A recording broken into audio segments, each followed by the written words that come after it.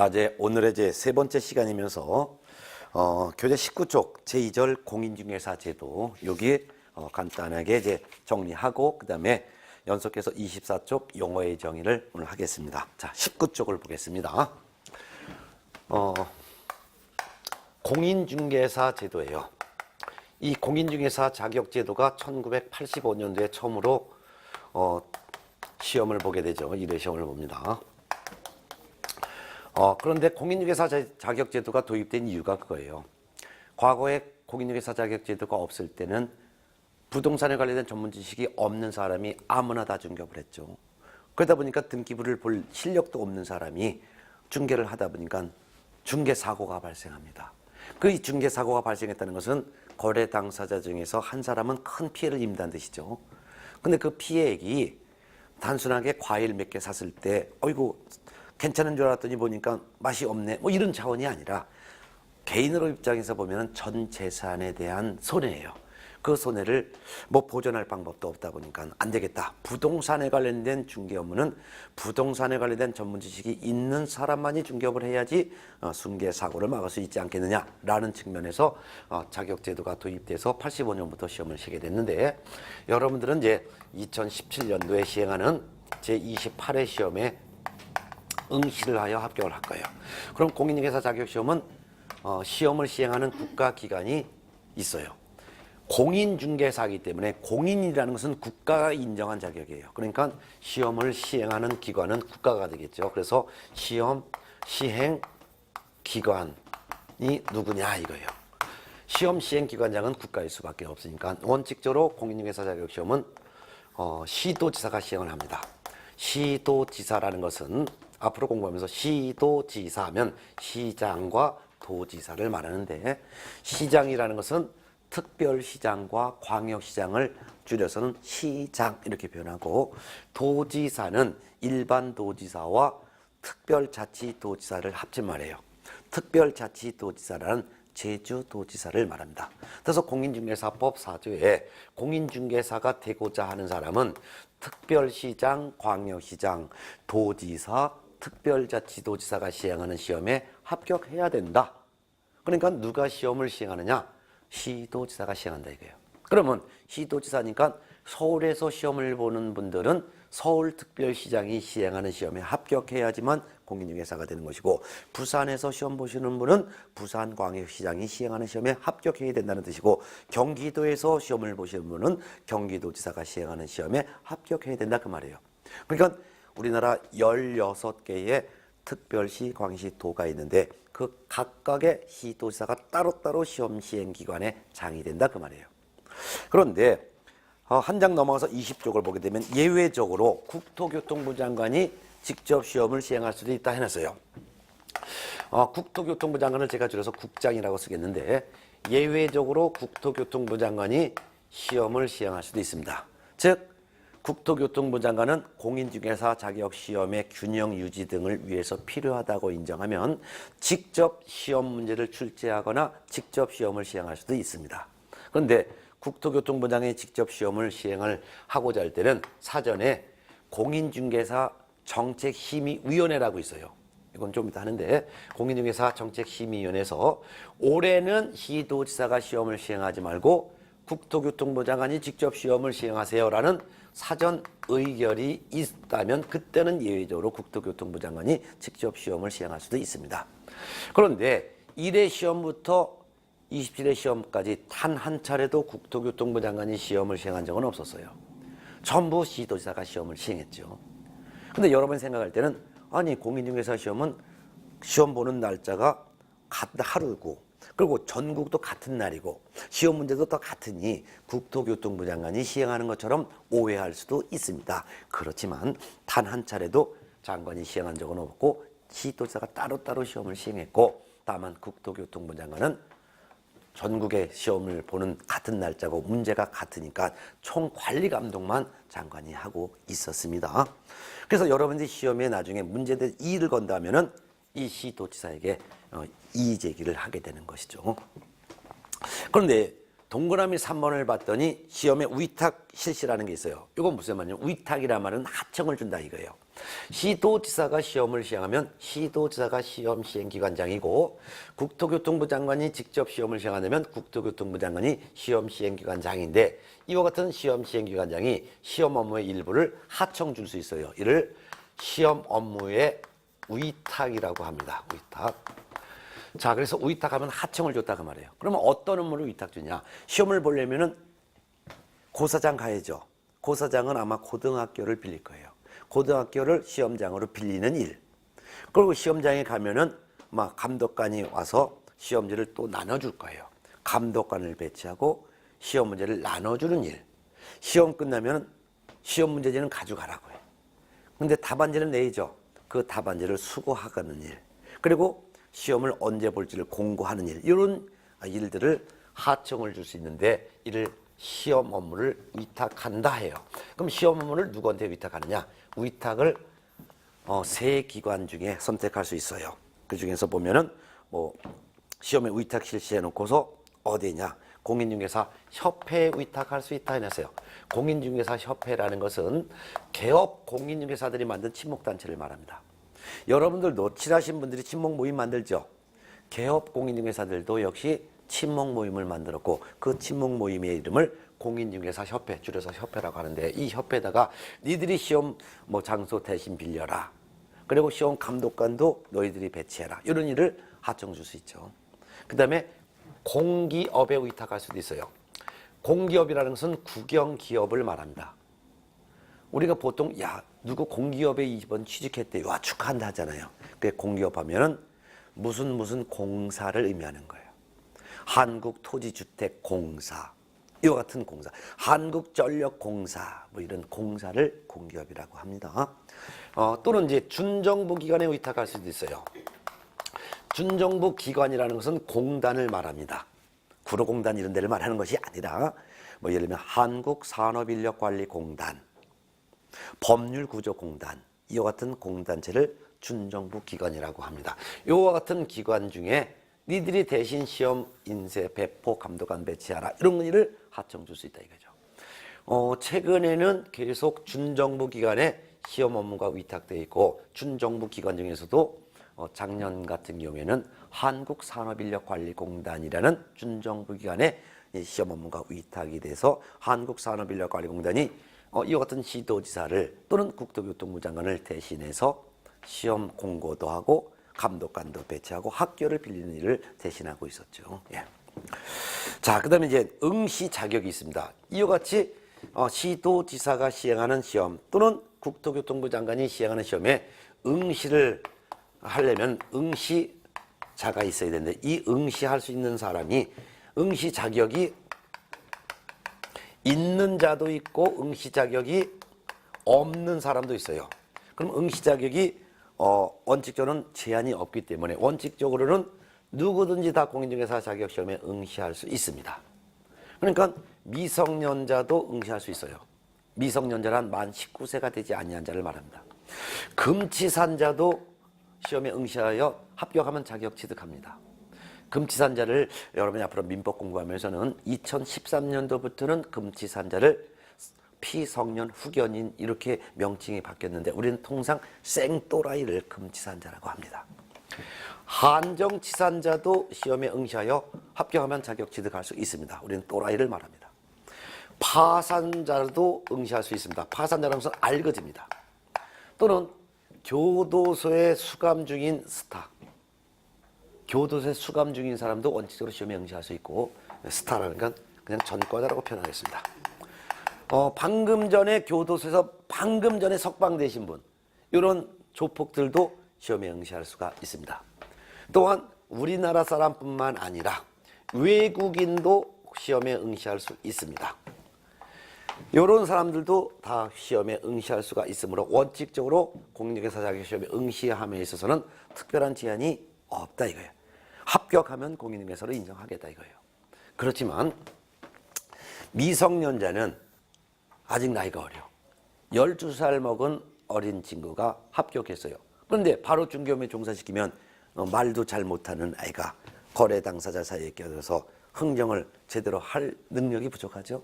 그러니까 미성년자는 미리 자격은 따도 돼. 그렇지만 성년이 될 때까지는 중개업계는 들어오지 마. 생또라이와 또라이도 미리 자격은 취득할 수는 있어. 그렇지만 법원에서 생또라이, 또라이 이렇게 판결한 거를 취소하는 판결을 받을 때까지는 중개업계 들어오지 마. 파산자인 알거지도 자격은 취득할 수 있어. 그렇지만 복권이 될 때까지는 중개업계 들어오지 마. 전과자도 자격 취득할 수 있어. 그렇지만 석방되고 3년 될 때까지는 중개업계 들어오지 마. 석방되고 3년 되면 그때서야 중개업계 들어와 라고 제한을 두고 있을 뿐, 그렇지만 미리 자격은 따놓을 수가 있다 이거예요. 그런데 예외적으로 공인중개사 시험에 응시 자격이 없는 사람이 두 사람이 있습니다. 두 사람인데 첫 번째가 바로 동그라미 1번. 공인중개사 자격 시험 봐서 합격했어요. 근데 그럼 자격을 취득했는데 이 공인중개사 자격이 취소가 됐어요. 왜 자격 취소가 되냐? 자격 취소 이유는 네 가지가 있는데, 대표적으로 부정한 방법으로 자격을 취득한 경우, 예를 들면은 시험 문제 유출받아서 합격했다든가 하면은 자격 취소돼요. 또는 자격 취득했을 때 자격증 공짜로 줍니다.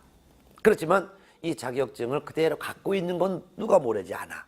그렇지만 이 공인중개사 자격증을 타인에게 양도되면 공인중개사 자격을 박탈시켜요. 이를 자격 취소라고 합니다. 자격 취소 처분을 받았으면 자격 취소 처분 받고 나서 3년간은 다시 시험에 응시할 수가 없습니다. 3년간은 공인중개사가 될 수 없다 이거예요. 또한 두 번째 또 한 사람이 있어요. 누가 있냐면 시험에서 부정행위 했어요. 컨닝했다 이거예요. 이 부정행위한 이 응시자에 대해서는 그 시험을 무효 처리해요. 무효 처분하면 무효 처분이 있은 후 5년간은 공인중개사 시험에 응시할 수 없습니다. 이렇게 해놨어요. 그럼 요 두 사람만 공인중개사 시험에 응시할 수 없을 뿐, 그 외 사람은 누구든지 다 공인중개사 자격을 미리 취득을 할 수는 있다 그 말입니다. 그래서 시험에 응시 자격이 없는 사람 두 사람을 기억을 해두세요. 첫 번째는 자격 취득했다가 자격 취소되고 몇 년? 3년간 시험 못 본다. 시험에서 부정행위한 사람 무효 처분하면 몇 년간 시험 못 본다? 5년간. 요 두 사람만 시험에 응시할 수 없고 그 외에는 다 공인중개사가 될 수 있다. 이렇게 보면 되겠죠. 네. 자, 그 다음에 이제 3번 시험의 공고라는 게 있습니다. 20쪽에 보면 하단 네 번째 줄 시험의 공고. 시험을 보려면은 시험 시행기관장이 공인중개사 자격 시험 언제 볼 예정입니다. 이런 예정 공고를 먼저 해요. 예정 공고는 2월 28일까지 미리 대충 언제쯤에 볼 예정입니다라는 것을 공고합니다. 그리고 교재 21쪽 확정 공고를 또 해요. 확정적으로 공인중개사 시험은 몇 년, 몇 월, 며칠 시험 보겠습니다. 어떠한 내용으로 보겠습니다. 이런 확정적인 공고는 시험 보기 90일 전까지 별도로 또 공고하도록 되어 있습니다. 자, 그 다음에 4번 보면은 21쪽 시험의 시행. 공인중개사 자격 시험은 매년 1회 이상 시행한다. 다만 시험을 시행하기 어려운 부득이한 사정이 있을 때는 사전에 공인중개사 정책심의위원회라는 그 위원회에서 올해는 시험 보지 맙시다 라는 의결이 있다면 당해 연도의 시험을 시행하지 않을 수도 있습니다. 그래서 1회부터 10회 때까지는 거의 2년에 한 번꼴로 봤었고 그 후로는 계속 매년을 시험 보고 있었는데 15회 시험은 2번을 본 적도 있습니다. 그래서 매년 한 번 이상 본다. 근데 안 볼 수도 있다. 이렇게 보면 되겠습니다. 그 다음에 이제 5번에 보면 그 밑에 합격자 결정 및 자격증 교부라는 게 나와 있어요. 5번. 공인중개사 시험 언제 보고, 그 다음에 시험장 다 가서 이제 감독관도 배치해서 다 시험지 수고하고 합격자가 결정이 됐는데 누가 합격했다라는 것을 결정해서 공고하는 사람은 시험 시행기관장이 합니다. 시도지사가 시험을 직접 시행했으면 시도지사가 누가 합격했다라는 것을 결정해서 공고하고, 만일 국토교통부 장관이 직접 시험을 시행했다면 누가 합격했다는 것을 결정해서 공고한다. 넘어갑니다. 그렇지만 한 장 넘어가서 양가로 이번 교재 22쪽 자격증 교부. 공인중개사 자격증 교부는 시도지사가 줍니다. 시도지사가 시험을 시행했다면 시도지사가 누가 합격했어? 라는 걸 결정하고 자격증도 시도지사 명의로 발급해줘. 국토교통부 장관이 직접 시험을 시행했으면 누가 합격했다라는 것은 국토교통부 장관이 결정해서 공고하지만 자격증 교부는 시도지사가 줘요. 그래서 시도지사는 합격자가 결정이 되었을 때는 자격증을 주는데, 자격증을 줄 때는 그냥 주는 것이 아니라 자격증 교부 대장이라는 장부에다가 누구에게 몇 년 몇 월 며칠 자격증을 교부했다라는 내용을 기록하고 자격증을 교부합니다. 특히 합격자가 결정 공고됐을 때는 한 달 이내에 자격증을 교부하도록 되어 있습니다. 그래서 자격증 교부는 무조건 시도지사가 준다. 그럼 여러분들이 합격을 하게 되면 공인중개사 자격증을 교부받는데, 공인중개사 자격증이 이렇게 생겼어요. 여러분들 이제 기본서를 보면 이제 서식이 나오는데, 공인중개사 자격증 이렇게 제목이 되어 있어요. 그리고 우측에는 여러분의 사진을 딱 붙여놓고, 그 다음에 여러분의 성명, 그 다음에 생년월일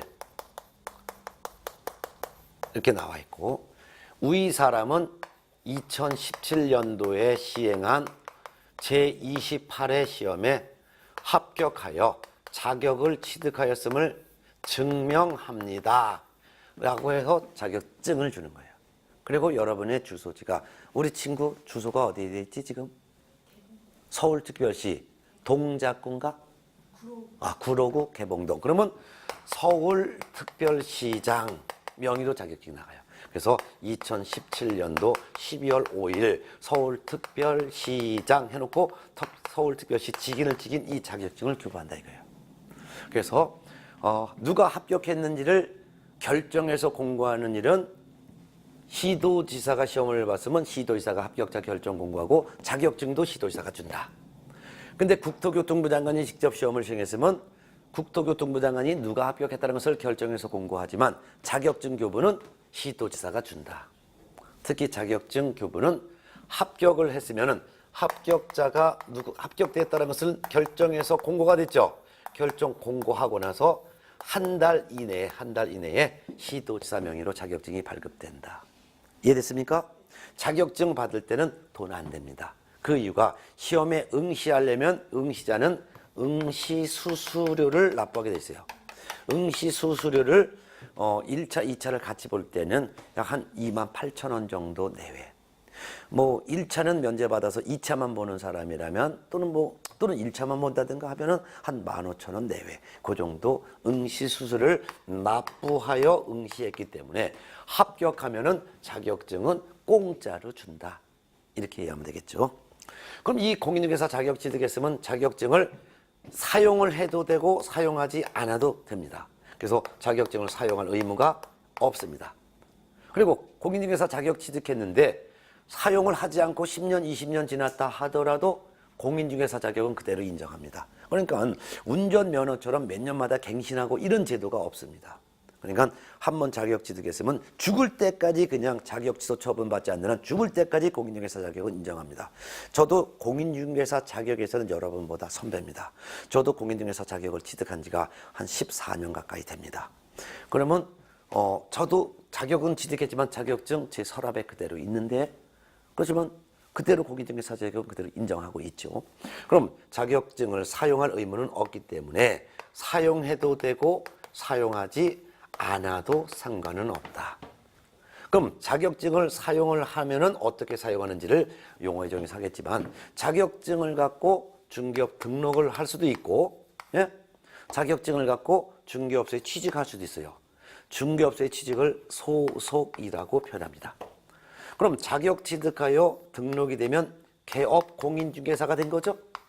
이와 같은 사람을 공인중개사인 개업 공인중개사라고 부르는 것이고, 자격 취득하여 중개업소에 취직을 하게 되면 이를 공인중개사는 공인중개사인데 중개업소에 취직을 했다 해서 이를 소속 공인중개사라고 부르고 있습니다. 근데 저같이 자격만 취득했을 뿐 전혀 자격증을 사용하고 있지 않은 저 같은 사람은 지금 강의하고 있는 강사죠. 그러면 저는 그냥 공인중개사다. 그런데 일반적인 아무 일도 안 하고 있는 그냥 자격증 썩혀 먹고 있는 공인중개사를 우리는 일반 공인중개사라고도 이렇게 부르고 있습니다. 근데 이 자격증을 사용할 의무는 없는데 이 자격증을 남한테 양도하면 될까요, 안 될까요? 안 되는 거예요. 양도라는 것은 주는 거야. 대여라는 것은 빌려주는 거. 이와 같은 행위를 해서는 된다, 안 된다? 안 된다 이거예요. 그게 바로 6번 자격증의 대여 등의 금지가 있죠.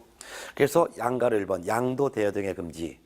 공인중개사 자격 취득했으니까 공인중개사죠. 그럼 자격 취득하면 공인중개사인데 이 공인중개사 이름이 A라고 하면 이 공인중개사는 다른 사람에게 즉 B라는 사람에게 자기의 성명을 사용하여 중개업무하게 하거나 자기의 자격증을 양도 대여하는 행위를 해서는 안 된다 이거예요. 하면 안 됩니다 이거.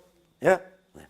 그러면 공인중개사는 다른 사람, 타인이라고 쓸게. 타인에게, 다른 사람에게 자기의 성명을 사용하여 중개업무하게도 안 되고 자격증 자체를 양도 대여도 안 된다. 자기의 성명을 사용하여 중개업무를 하게 해도 안 된다. 그 말은 이 A가 공인중개사가 자격이 없는 B에게 자기 행세하는 것을 용인하면 안 된다. 그 말이에요. 즉 A는 자격이 있는 사람이고 B는 자격이 없는 사람이에요. A가 B에게 야, 네가 내 행세도 돼 라고 하는 것을 우리는 자기의 성명을 사용하여 중개업무 하게 하는 거 요거 하면 안 되고 이 증 자체를 주거나 빌려주는 행위를 해서도 안 되는 거예요. 이거 하게 되면은 이 A에 대해서는 공인중개사 자격 취소시켜. 그리고 1년 이하의 징역 또는 1,000만 원 이하의 벌금 중에 하나의 형벌도 가하는 거예요. 또한 누구든지 공인중개사의 자격증을 양수받아 사용하면 안 돼. 공인중개사가 아닌 사람이 공인중개사의 자격증을 양수받아 사용하게 되면 이 사람은 1년 이하의 징역 또는 1,000만 원 이하의 벌금 중에 하나로 처벌하래요. 그럼 자격증을 양수받아 쓴 사람은 본래부터 공인중개사가 아니지요. 그러니까 그 사람은 자격이 없었던 사람이니까 자격 취소의 대상은 아니고 1년 이하의 징역 또는 1,000만 원 이하의 벌금 중에 하나의 처벌의 대상만 되는 거예요. 그러면 자격증을 빌려주거나 준 사람은 자격도 뺏기고 1년 이하의 징역 또는 1,000만 원 이하의 벌금 중에 하나로 처벌도 하는 반면 자격증을 양수받은 사람은 그냥 1년 이하의 징역 또는 1,000만 원 이하의 벌금 중에 하나로 형사처벌만 받는 거예요. 네. 그 다음에 7번 유사명칭 사용금지라고 있어요. 공인중개사가 아닌 자는 공인중개사 또는 이와 유사한 명칭을 사용하지 못합니다. 공인중개사 자격이 없는 사람이 공인중개사라고 말을 하거나 또는 이와 유사한 명칭으로 나는 공인중개인이야 이런 말을 해도 안 돼.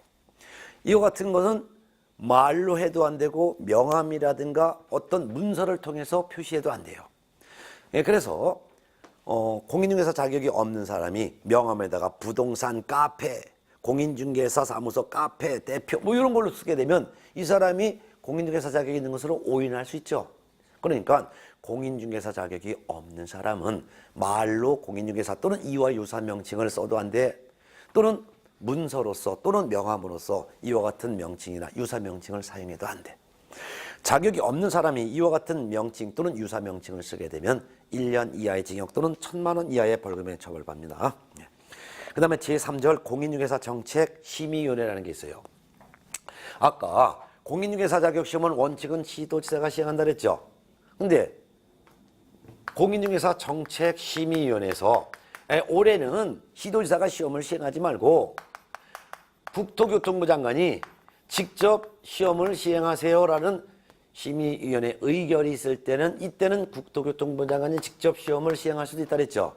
그래서 공인중개사 정책심의위원회가 별도로 기구가 있어요. 한번 보겠습니다. 22쪽 설치 임의성이라고 있는데 공인중개사의 업무에 관한 다음 각호의 사항을 심의하기 위해서 국토교통부에 공인중개사 정책심의위원회를 둘 수 있다.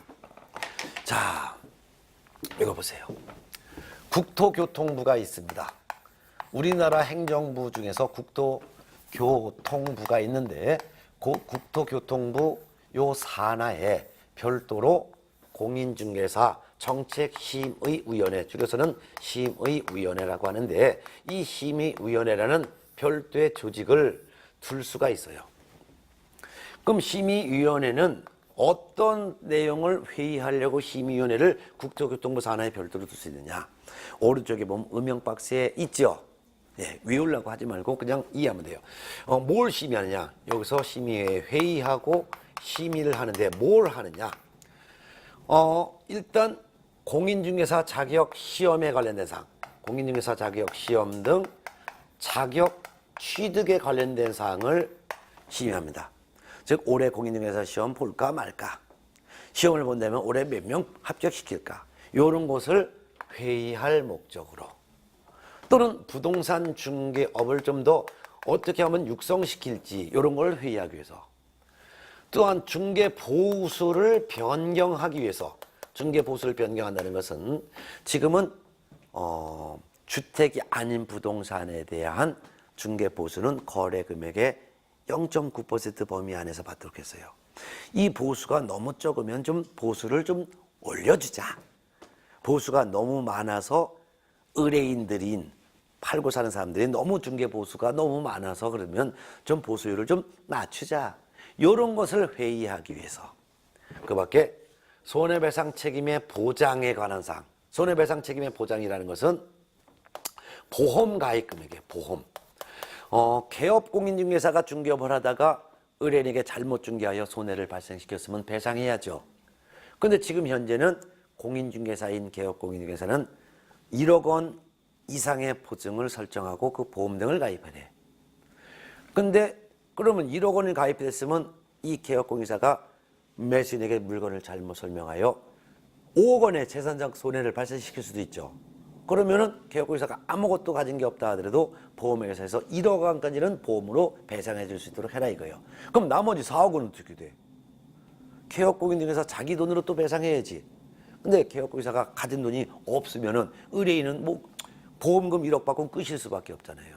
그러니까 이게 금액이 보험 금액이 너무 적으니까 좀 올리자 뭐 이런 거를 회의하기 위해서 국토교통부 산하에 공인중개사 정책심의위원회, 근데 이걸 주의가 줄여서는 그냥 심의위원회라고 줄인 거예요. 심의위원회를 둘 수 있다. 그럼 심의위원회는 한 명 갖고 위원회라고 할 수는 없겠죠. 그래서 심의위원회는 그 구성이 위원장과 위원으로 구성되어 있어요. 그래서 바로 책에 위원장과 위원으로 구성하고 있다. 위원장은 한 명이에요. 위원장 한 명을 포함해서 전체는 7명 이상 11명 이내의 위원으로 구성하는 거예요.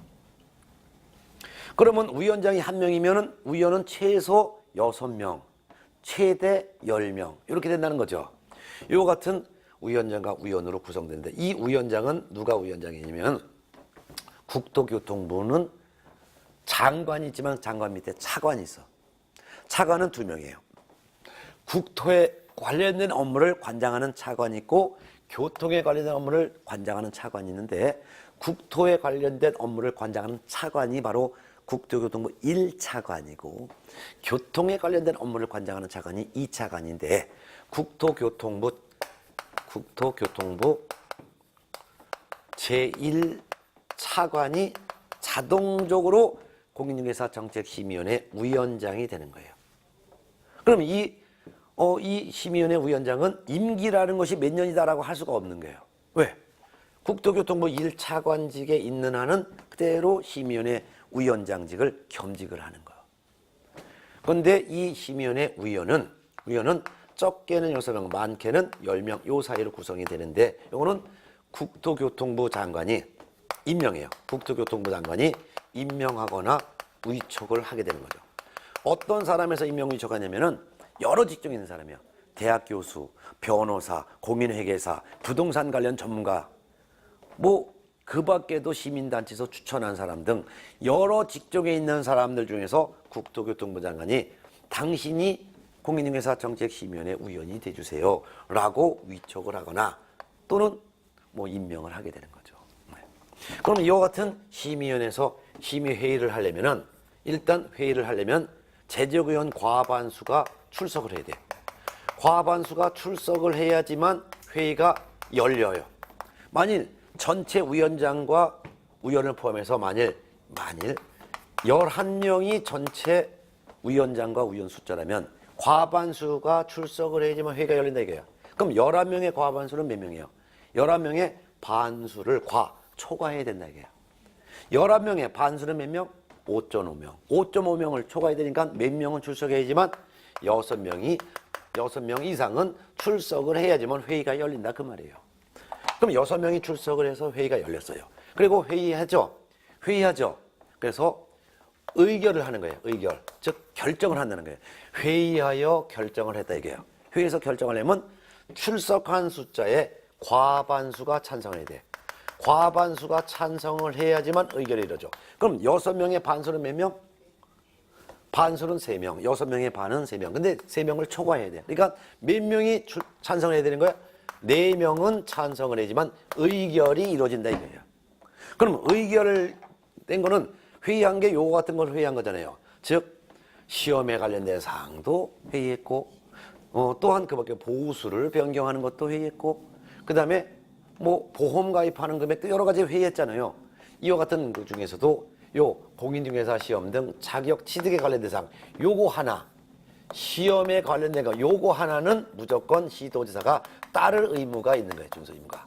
그러면 공인중개사 정책심의위원회에서 야 중개 보수를 갖다가 거래 금액의 0.9가 아니라 0.8%까지만 받게 하자라고 회의했다 하더라도 이를 따를 의무가 아무 개도 없어. 회의 하나 많아야. 또한 보험 가입 금액이 1억 원 이상을 갖다 지금 2억 원 이상을 올리자라고 얘들이 해봤자 개공들이 아무도 따를 의무가 없어요. 근데 유일하게 딱 하나 공인중개사 시험 등 자격 취득에 관련된 사항 요거 하나는 의결사항을 따를 의무가 있는 거예요. 만일 심의위원회에서 올해는 시도지사가 시험을 시행하지 말고 국토교통부 장관이 시험을 시행한다라고 한다면 시도지사는 그래도 내가 시험을 시행할 거야 이거 우기지 못하고 국토교통부 장관이 시험을 시행하게 양보해야 되는 거예요. 또한 공인중개사 정책심의위원회에서 올해는 공인중개사가 좀 너무 적으니 한 5만 명은 최소 합격시키게 많이 뽑아라라고 의결했으면 무조건 시도지사는 5만 명 이상을 뽑아야 되는 거예요. 그래서 심의위원회에서 의결사항 중에서 딱 하나만 따를 의무가 있는데 공인중개사 시험 등 자격 취득에 관련된 사항 요거 하나는 결정된 걸 따를 의무가 있고 나머지는 따를 의무가 없다. 이렇게만 이해하시면 되겠습니다. 이해됐습니까? 예. 그냥 요 정도 하고 넘어가요. 그 다음에 한 장 넘어가서 24쪽 보면 제4절 용어의 정의가 나옵니다. 오늘의 메인 포인트는 바로 24쪽에 있는 제4절 용어의 정의가 되고 이 용어의 정의가 아주 오늘의 가장 중요한 파트가 되겠습니다. 여러분들이 공부하려면 단어를 알아야 되는데 그 단어가 오늘 이 마지막 시간에 나오게 되는 거예요. 그러면 판서를 다 지우고서 해볼까 합니다. 자, 그럼 용어의 정의에서 첫 번째 중개라는 용어부터 나오는데 한번 하나씩 합니다. 자, 공인중개사법이 법률 줄임말인데 1조부터 51조까지 있다랬어요. 그 중에서 2조가 바로 용어의 정의예요. 공인중개사법에 나오는 단어가 여러 단어가 있는데 그 중에서도 가장 많이 나오는 단어 6가지를 따로 빼서 요 단어의 뜻은 이런 뜻입니다라고 규정했다. 이를 용어의 정의라고 합니다. 그러면 총 6개 용어 중에서도 첫 번째 용어가 바로 중개라는 용어가 되겠습니다. 한자로 쓰면 사람 인변의 가운데 중자.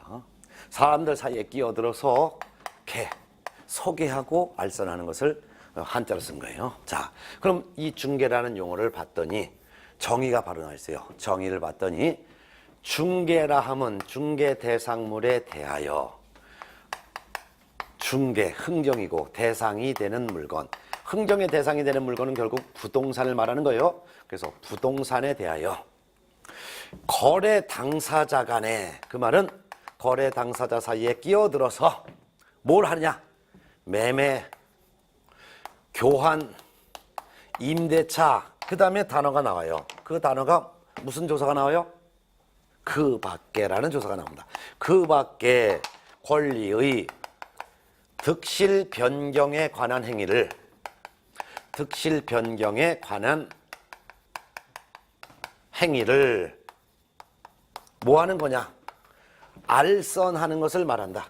이런 행위를 알선하는 것. 이를 중개라고 합니다.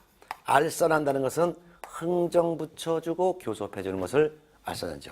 결국 중개란 알선하는 것을 말한다 같은 말인데 흥정 붙여주는 걸 말하는 거야. 근데 뭘 흥정 붙여주냐?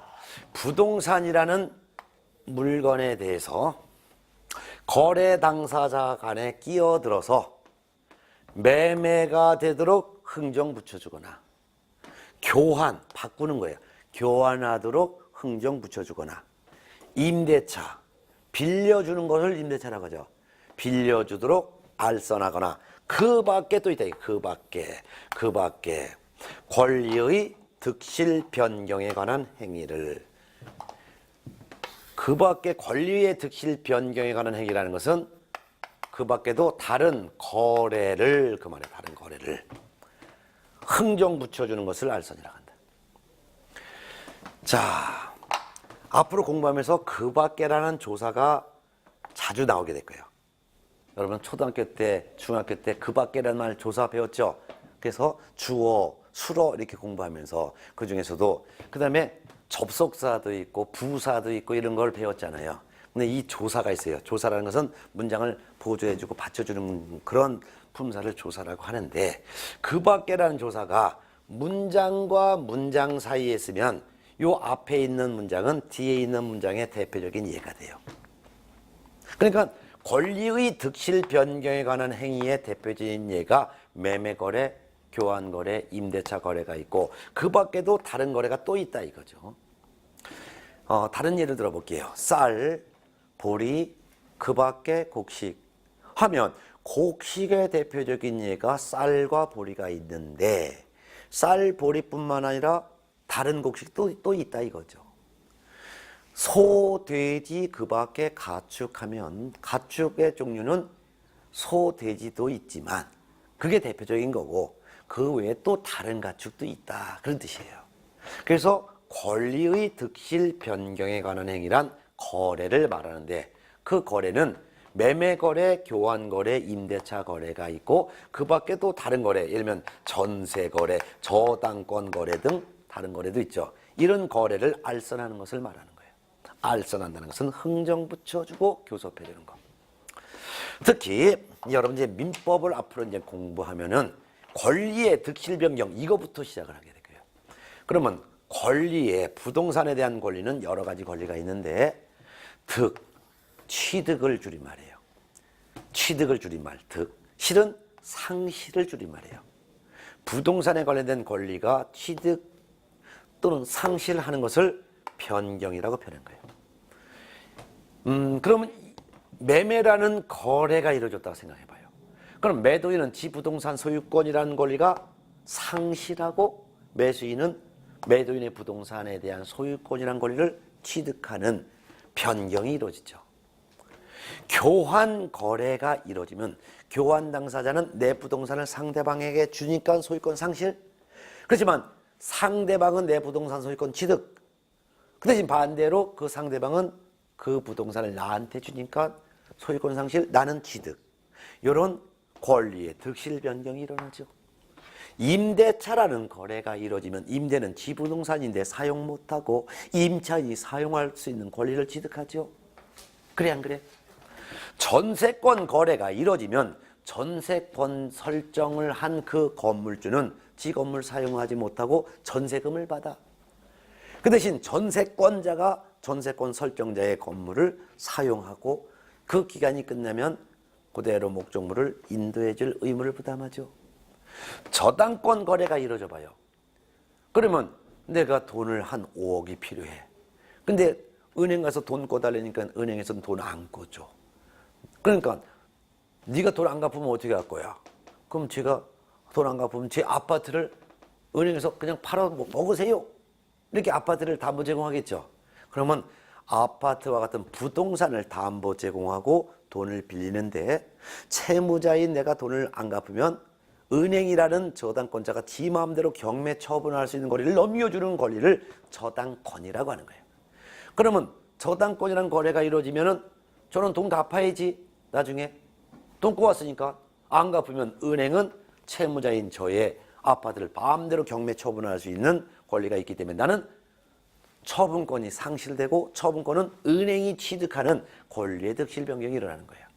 그래서 권리의 득실 변경에 관한 행위란 거래를 말하는데 그 거래는 매매거래, 매매계약. 거래라는 것은 거래계약을 말하는데 매매계약, 교환계약, 임대차 계약이 대표적인 거래계약의 예이고 그 밖에도 다른 거래, 전세권 설정계약, 저당권 설정계약 등 여러 가지 거래를 하도록 알선하는 것은 전부 다가 중개라고 한다. 이해됐습니까? 오케이. 이렇게 표현했어요. 자, 근데 공인중개사법에 규정된 중개라는 개념이 성립되려면 부동산이라는 물건에 대해서 거래를 알선해야지만 중개예요. 그러면 이 중개 대상물은 5글자를 제가 줄여서 물자 하나 쓰는데 부동산을 의미하고 5가지 물건이 중개의 대상이 되는 물건으로 규정하고 있어요. 그 5가지가 뭐냐면 토지, 건축물, 임목, 공장재단, 광업재단 요 5가지를 중개 대상물이라고 표현하고 있습니다. 5가지를 제가 토건, 입공광 앞으로 이렇게 할 거예요. 토, 토지, 건, 건축물, 입, 임목, 공, 공장재단, 광, 광업재단. 토지는 땅을 말하는 것이고 건축물은 건물을 말하는 것이에요. 임목이라는 것은 소유권 보존 등기한 수목 집단을 말합니다. 한두 그루의 나무를 수목이라고 해요. 근데 여러 그루의 나무를 수목의 집단이라고 합니다. 근데 여러 그루의 나무에 대해서 별도로 이건 내 거야 라고 소유권 보존 등기한 수목의 집단을 임목이라고 하고 임목은 토지와는 별도의 부동산으로 인정받습니다. 그러니까 제가 땅을 갖고 있는데 땅 내 거죠, 소유권. 근데 땅 위에 나무를 심어서 그 나무에 대해서 보존 등기를 별도로 해요. 그럼 저는 토지 소유권도 있고 임목 소유권도 갖고 있는 거예요. 그럼 2개의 부동산을 갖는 거예요. 그런 경우 제가 토지만 사모님한테 팔으면 사모님은 토지 소유권만 취득하고 임목 소유권은 그대로 제가 갖고 있는 거죠. 근데 토지도 팔고 임목도 한꺼번에 다 팔면은 그때서야 매수인은 토지와 임목 2가지 권리를 다 취득하는 거지.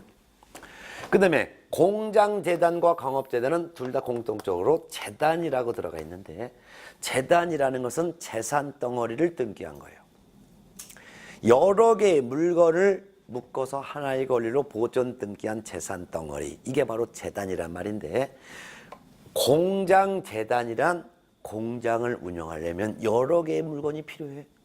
일단 공장 토지 있어야죠. 공장 건물이 있어야죠.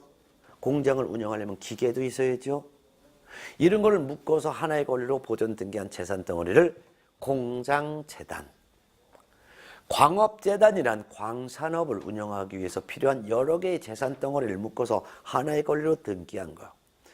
광산업 운영하려면 광물을 채굴할 수 있는 권리가 있어야 돼. 이를 광업권이라고 합니다.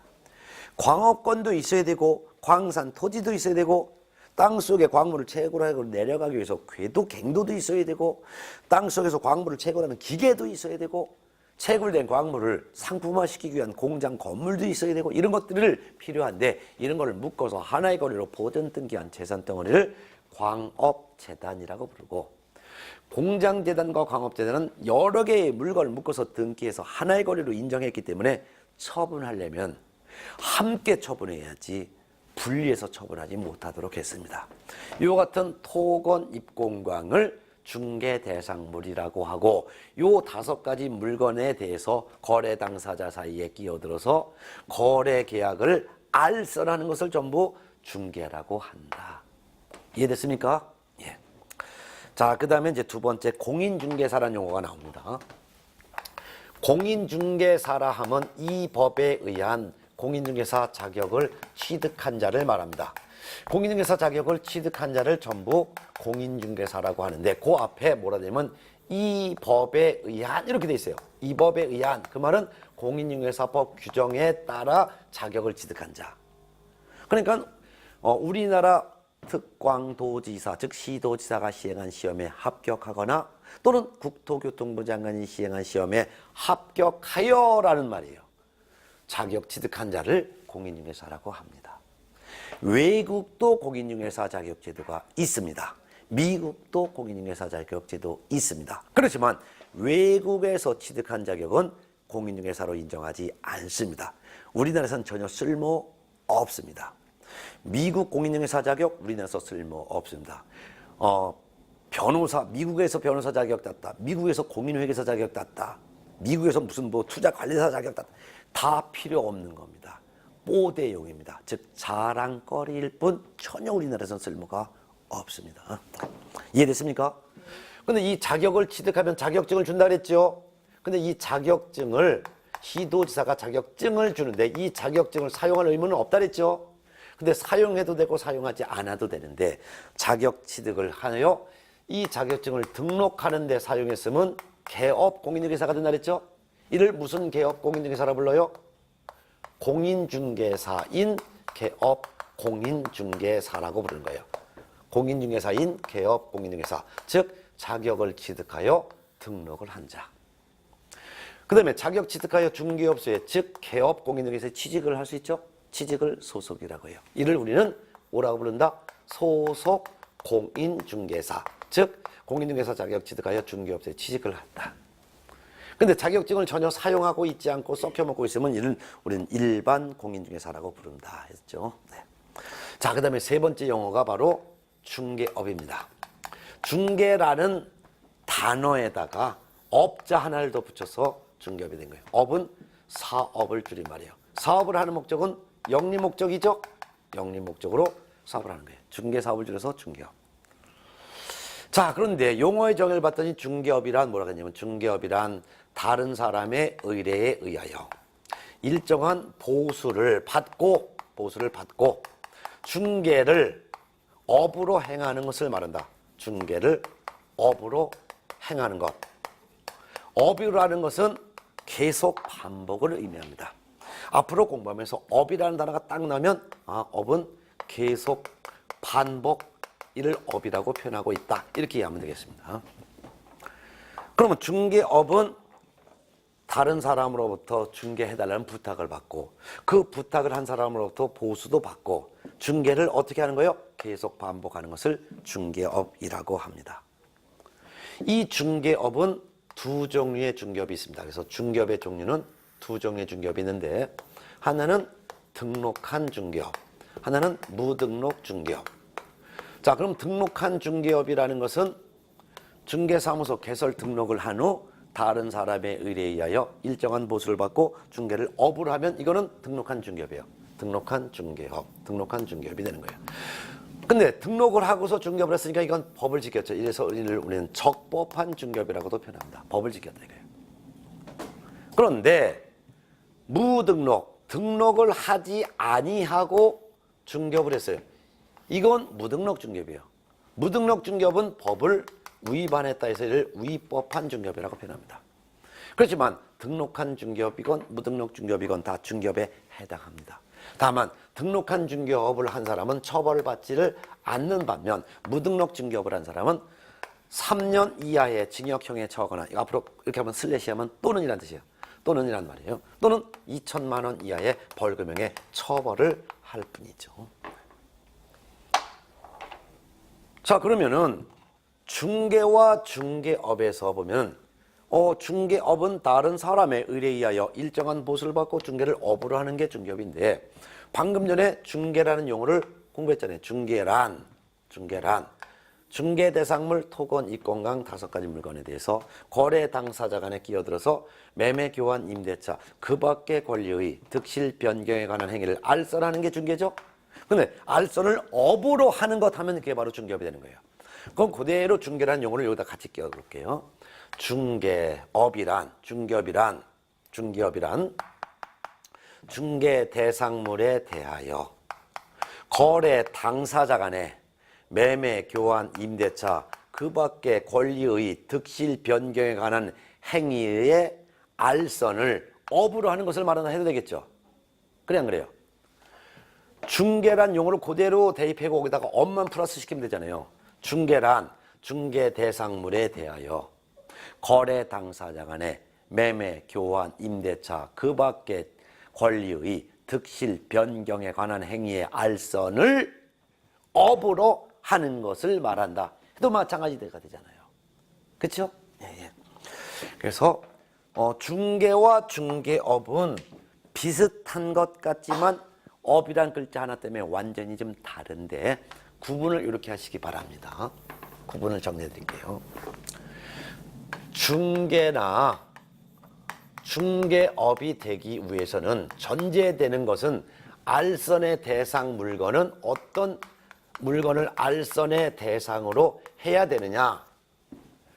중개라는 개념이 성립되기 위해서도 중개 대상물인 토, 건, 입, 공, 광에 대해서 알선을 해야지만 되는 거예요.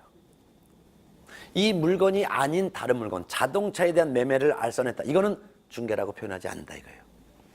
그 다음에 알선 횟수, 몇 번 했느냐. 알선 횟수가 중개는 한 번이에요. 우연한 기회에 우연히 한 번 했다 이렇게 하는 것은 한 번 하는 것은 중개가 되는 거예요. 이때 한 번 알선하고 보수를 지급받았느냐 받지 않았느냐 전혀 상관없이 한 번 정도 거래를 알선하는 것은 중개라고 해요. 근데 이 중개는 누가 할 수 있냐? 할 수 있는 자. 제한이 없어요. 제한이 없다라는 것은 결국은 아무나 한 번 부동산 알선하고 했고 보수받아도 된다 그 말이에요. 그럼 여러분 같은 경우는 개업공인중개사 아니죠? 등록도 안 했죠? 저도 자격은 있지만 등록 안 했어요. 강사입니다. 동네에 있는 아파트 한 번 매매거래 알선했어요. 해줬더니 동네 사람 파는 사람이 아유 고마워요 해갖고 한 돈 100 줬어요. 사는 사람도 아유 고마워요 돈 100 줬어요. 보수받았죠. 하더라도 이거는 제한받지 않아요. 공인중개사법에서는 중개업만 개업공인중개사가 하도록 제한을 뒀고 중개는 누가 하건 제한을 두지 않았기 때문입니다. 이해됐습니까? 네. 그래서 부동산에 대해서 한 번 거래 알선하면 보수 받았건 안 받았건 한 번 알선하는 것은 중개. 아무나 할 수 있다. 근데 중개업이 되려면 알선의 대상물은 이와 같이 토지건, 건물이나 임목이나 공장재단이나 광업재단을 대상으로 해야 돼. 중개, 알선의 대상물은. 근데 알선에서는 한 번이 아니라 계속적, 반복적으로 알선을 해야 돼. 그리고 반드시 보수를 받아야 돼. 보수를 안 받으면 사업이 아니에요. 그렇죠? 돈도 안 벌으면서 사업했다 말이 안 되지. 그래서 중개업이 되려면 보수도 반드시 받아야 돼. 그리고 계속 반복해야 돼. 그래야지만 중개업이에요. 이걸 등록한 사람이 했으면 적법한 중개업인데 등록을 하지 않은 사람이 계속적 반복적으로 알선하고 보수받으면 이건 무등록 중개업이 돼요. 처벌받죠. 그렇기 때문에 이 중개업은 아무나 할 수 있는 것이 아니라 개업 공인중개사만 할 수 있도록 제한된 거예요. 이해됐습니까? 네. 정리하셨죠? 예. 자, 그 다음에 이제 네 번째 용어가 개업 공인중개사가 나옵니다. 개업 공인중개사.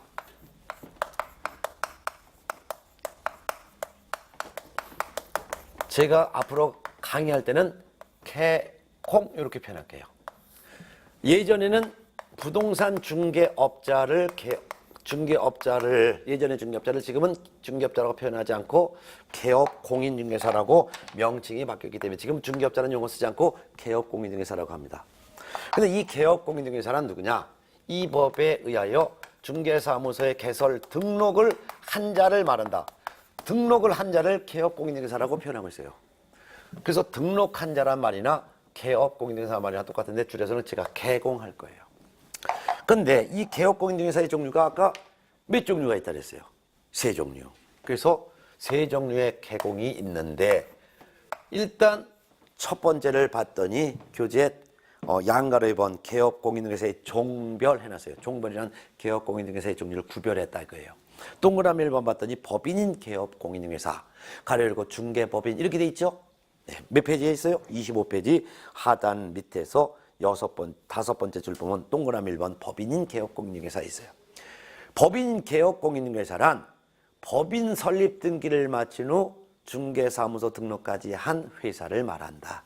그래서 법인인 개업 공인중개사 회사를 설립하여 또는 협동조합을 설립하여 법인 등기를 마친 다음에 별도로 중개사무소 등록까지 한 법인체를 말한다. 법인이 되는 것은 등기가 된 단체인데 등기는 등기소에서 해요. 근데 등록은 등기소에서 등록해 주는 게 아니라 시군구에서 합니다.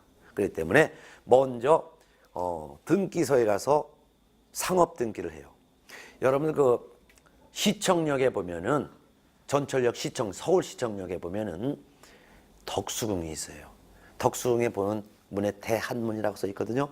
덕수궁 돌담길을 타고 왼쪽으로 쭉 걷다가 한 200m쯤 보면은 왼쪽에 그 법인 등기소가 있어. 그래서 상업 등기소 이렇게 써 있을 거예요. 거기 가서 별도로 회사 설립 등기를 마치면 그때서야 법인이라고 인정하는 거예요.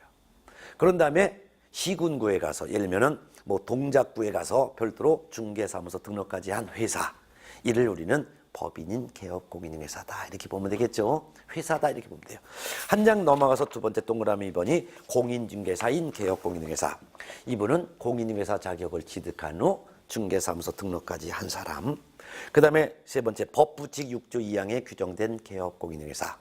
공인중개사 자격 없지만 예전에 중개업을 할 수 있도록 신고했거나 또는 허가받아서 나중에 등록증으로 맞바꿔서 지금까지 중개업을 하고 있는 공인중개사 자격이 없는 그러한 개업공인중개사를 법부칙 6조 2항에 규정된 개업공인중개사라고 한다. 앞으로 강의할 때 법인인 개업공인중개사를 법개공, 공인중개사인 개업공인중개사를 공개공, 부칙 6조 2항에 규정된 개업공인중개사를 부개공 이렇게 줄여서 강의할게요. 이해하셨죠? 그 다음에 다섯 번째 용어가 소속공인중개사가 나옵니다. 소속하면은 개업공인중개사에 취직을 했다는 말이고, 소속공인중개사 하면은 개업공인중개사에 소속한 공인중개사예요. 개업공인중개사에 소속을 한 공인중개사를 우리는 개업공인중개사라고 한다. 그럼 개업공인중개사는 몇 종류가 있다 그랬어요? 세 종류가 있다 그랬잖아요. 그래서 회사인 개업공인중개사, 즉 법인인 개업공인중개사에 또는 공인중개사인 개업공인중개사에 또는 법부칙 6조 2항에 규정된 개업공인중개사에 취직을 한 공인중개사 자격 취득한 사람을 말한다. 따라서 공인중개사 자격을 취득하여 법개공에 취직했건 공개공에 취직했건 부개공에 취직했건 다 자격 취득하여 개공에 취직을 하면 다 소속공인중개사라고 한다. 자, 그러면 이 소속의 형태가 어떻게 소속을 했느냐? 소속이라는 취직인데 소속을 한 형태가 단순한 직원으로 취직을 할 수도 있고 법개공의 이사 또는 감사로 취직을 할 수도 있어요. 근데 공인중개사법령에서는 직원이라고 쓰지를 않고 직원을 고용인이라고 표현하고 있습니다. 직원 대신 뭐라고 쓰고 있다고? 고용인. 그러면 공인중개사 자격 취득하여 법개공의 단순한 직원으로 취직했거나 자격 취득하여 공개공의 단순한 개공 취직했거나 자격 취득하여 부개공의 단순한 직원으로 취직을 하면 이를 고용인인 소속공인중개사라고 그럽니다. 소속공인중개사를 제가 줄여서 강의할 때는 소공 이렇게 표현할 거예요. 그런데 법개공은 회사예요. 회사니까 임직원이 있죠. 직원은 고용인, 임원을 우리는 이사감사라고 해요. 그래서 이사감사를 공인중개사법에서는 임원이라고도 표현하고 또는 사원이라고도 표현해요. 그러면 앞으로 공부하면서 사원하면 말단 직원을 말하는 것이 아니라 이사 또는 감사를 우리는 임원 또는 사원이라고 표현하고 있어요. 이와 같이 자격 취득하여 법개공에 이사 또는 감사로 취직한 사람을 임원 또는 사원인 소속 공인중개사 이렇게 부르고 있다 이거예요. 그러면 이와 같이 소속 공인중개사는 단순한 직원으로 취직한 공인중개사 자격 취득하건 또는 법개공의 이사감사로 취직한 소속 공인중개사건 하는 일은 중개 업무를 수행을 하거나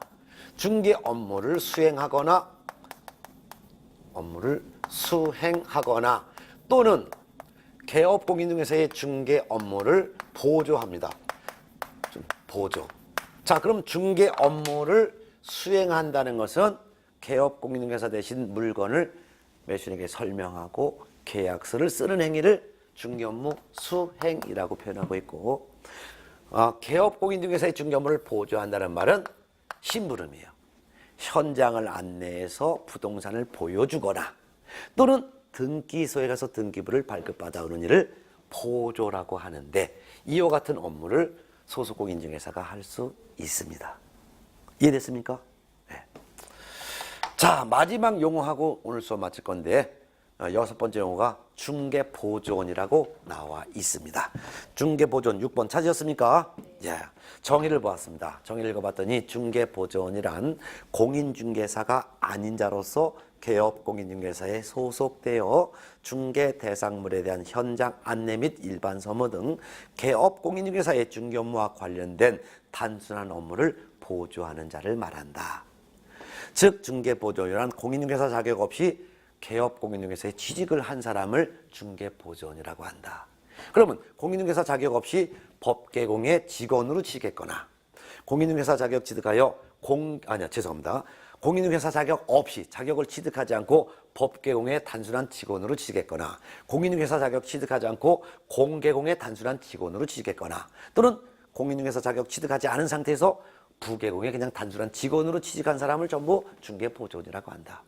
그래서 중개보조원 하면은 공인중개사 자격 취득하지 않고 중개업소에 취직한 직원을 중개보조원이라고 하는구나 이렇게 알아두시고 이분은 중개업무 수행을 못합니다. 그러니까 물건 설명이나 계약서 작성은 못하고 중개보조원은 보조일만 합니다. 보조일만 한다는 것은 현장을 안내하여 물건을 보여주거나 등기부를 띄우는 일 이런 단순한 업무만 보조할 수가 있습니다. 그 외에 다른 거는 할 수가 없습니다. 이해되셨습니까? 그 다음에 한 장 넘어가서 제5절 중개대상물이 나오는데 요거는 중개대상물이란 뜻만 알고서 요건 마음을 질 거예요. 아까 중개대상물 하면 부동산을 의미한다 그랬죠? 5가지가 있다 그랬죠? 그래서 28쪽 보면 이 중개대상물의 범위가 나와 있는데 제 28페이지 제5절 중개대상물 해놓고 1. 중개대상물의 의미를 한번 봅니다. 중개대상물의 의, 중개대상물이란 누구만 중개업을 할 수 있는 물건? 개업공인중개사만 중개업을 할 수 있는 물건. 여러분이나 저는 개업공인중개사가 아니죠. 등록을 한 자가 개업공인중개사인데 개업공인중개사만 중개업을 할 수 있는 물건을 중개대상물이라고 한다.